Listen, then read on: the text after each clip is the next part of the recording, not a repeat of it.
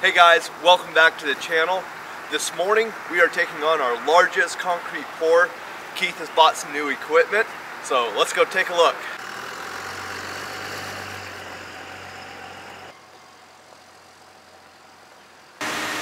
Started. I only got like 4 hours of sleep last night. Couldn't sleep! So Keith, how do you feel about this job? Your biggest concrete job? I'm excited because if I'm not working, I'm nervous about it. So I'm glad we're starting. I want to get it going and hopefully it goes good and all the equipment works. But the two 10-foot riders, and then we got the SOMERO LASER SCREED. And I got a 4-footer, 4-footer, and a 3-footer as well. Which I probably just use the 4-footer or the 3-footer for the edges. So mainly it will be all 10-foot riders. So get it nice and flat.